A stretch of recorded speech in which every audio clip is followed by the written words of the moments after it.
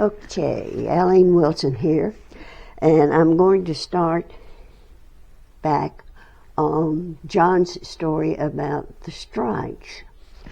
If you remember, the cabbage strikers and the red apple non-strikers.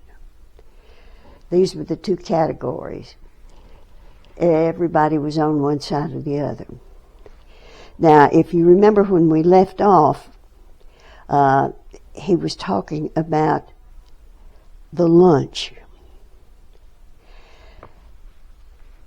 And they had decided that the workers would provide food for the school lunches. But the cabbages and the red apples didn't get along well enough to do it together. So they alternated days of preparing lunch for the school kids. I don't know the background, but someone arranged for one of the two groups to visit the grammar school on alternate days with a lunch for the students. Because the red apples and the cabbage heads couldn't agree to visit together, they came on alternate days. I remember little of what they served, but I suppose we got our bellies full of cabbage soup and red apples. The lunch was not very big, but for some of the more unfortunate kids, it was about all they had to eat. I looked forward to bowls of beef stew on the days the red apples had the duty. To this day, I can't face a bowl of beef stew without thinking of the good old days. The cabbage on alternate days was beneficial, but I favored the beef stew. One thing I remember vividly about the strike years was that the union backers operated a sound truck that roamed throughout the village. It was equipped with a loudspeaker and record player and played mostly one song. We heard Maple on the Hill until I got sick of it.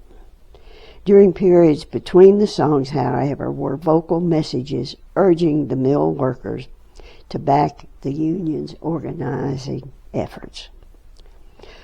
One happening made a lasting impression on us kids. The brick grammar school was on a hill directly across the river from the big 5-story mill. The company apparently was alert for striker vandalism, so it installed a big spotlight just outside one of the upper windows facing down the river. One night, somebody shot out the light. Next day, grapevine word among the students said who did it, but I never heard the facts. It was a small incident, but it provided lively talk among the students. For days, we lined up on the hill looking at the disabled light and speculated. We must have been hard-pressed for something to talk about. To us, it was exciting and interesting. I never liked confrontation of any kind, and for that reason, I remember a regular visit by my mother's brother, Arthur, Uncle Art Jackson, who was also a Tucapau worker. He was avidly in favor of the union position and would visit regularly to confront my parents and try to persuade them to the union side. Conversations would usually get pretty hot, and I was always relieved when Uncle Art left. He had a daughter, cousin Margaret Jackson, who was my classmate, but we remained steadfast friends, although one family was pro-union and the other was not. This made me wonder about grown-ups. They were always being roused up over seemingly unimportant things, and the kids went about their business as usual. Postscript. Before we moved to Tucapau, we lived in Greer, where my father was employed in the weave room of Franklin Mills. We lived in a house directly across the street from the main mill entrance. There was considerable talk about striking. The mill went to the extent of calling the National Guard to come out and keep the peace. They rolled a small cannon to the entrance, and apparently the National Guard ploy worked, for there was never any violence. What bothered me was the fact that the cannon was aimed, I think unintentionally, directly at our front porch across the street. Fortunately, it was never fired, but it gave us kids a lively topic of conversation for several weeks. Being on strike in Tucapau meant that many families went without regular groceries, but we were lucky.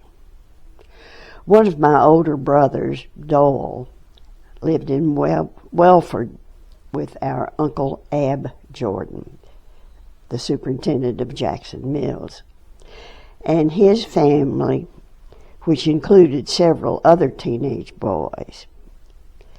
My brother was employed at Jackson Mills, which was not on strike, so he had regular income.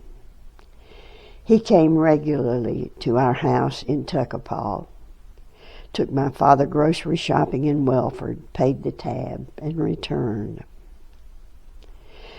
It seems like such a small thing now, but one of our luxuries during the strike and the shortage of food was having Jell-O gelatin for Sunday dinner.